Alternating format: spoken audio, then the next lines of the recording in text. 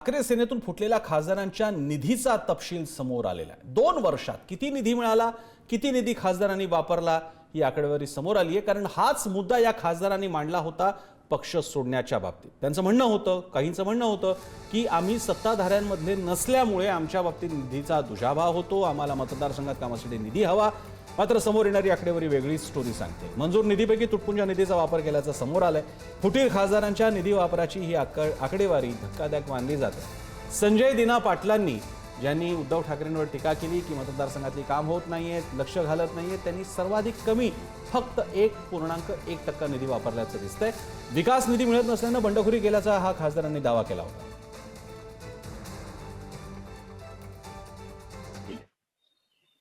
आकडे आले आहेत।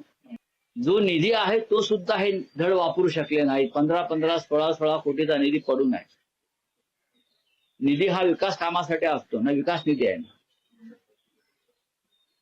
मग जे आकडे आता समोर आलेले आहेत आपल्या माध्यमातून, तो निधी का वापरला गेला नाही?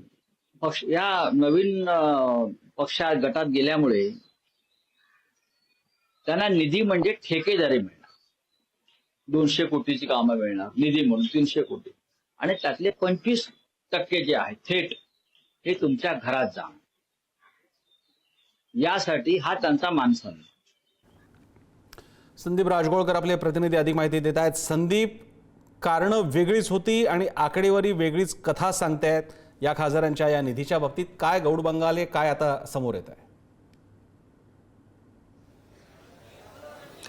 नाही प्रसन्न, ही आकडेवारी जरी असली तरी प्रामुख्यानं बघायला गेलं तर राजधानी दिल्लीमध्ये कायमच चर्चा असते। काँग्रेससह तृणमूल, डीएमके, शिवसेना, यूबीटी, एनसीपी, एसपी हे जे विरोधातले पक्ष आहे, समाजवादी म्हणजे समाजवादी पक्ष असेल, या पक्षातल्या खासदारांना निधी योग्य पद्धतीनं दिला जात नाही। आणि आता जी आपण आकडेवारी दाखवतोय ती प्रामुख्यानं त्यामध्ये तांत्रिक काही गोष्टी आहेत असं म्हणता येईल। कारण एका खासदाराला वर्षाला 5 कोटी रुपयांचा निधी मिळत असतो। राज्याच्या तुलनेत पाहायला गेलं तर आमदारांना त्यापेक्षा खूपच निधी जो असतो तो कमी असतो। आणि 5 कोटीच्या निधीसोबत इतर देखील जी काही वेगळ्या जो निधी आहे त्यासाठी देखील खासदारांकडून आपले ऍप्लिकेशन जे आहे ते केलं जात असतं। आणि आता जी आपण आकडेवारी दाखवतोय की इतका निधी इतका टक्के वापरला या खासदारांनी, उरलेला निधी मंजूर झाला की मंजूर न झालेला आहे किंवा तो त्या तांत्रिक गोष्टीमध्ये अडकलेला आहे का, मग ते अगदी जिल्हाधिकारी कार्यालयापासून आपल्याला माहिती आहे थेट संसदेतल्या त्या मुख्य सचिवांपर्यंत हे सगळं प्रकरण जे आहे ते अडकलेलं असतं। आणि सगळ्या त्या कायदेशीर असेल आणि सरकारी बाबींमधून त्याची सुटका होत नंतर तो खरं तर निधी थेट खासदारांपर्यंत पोहोचत असतो आणि मग त्याच्यातून प्रामुख्यानं विकास काम जे आहे ते होत असतं।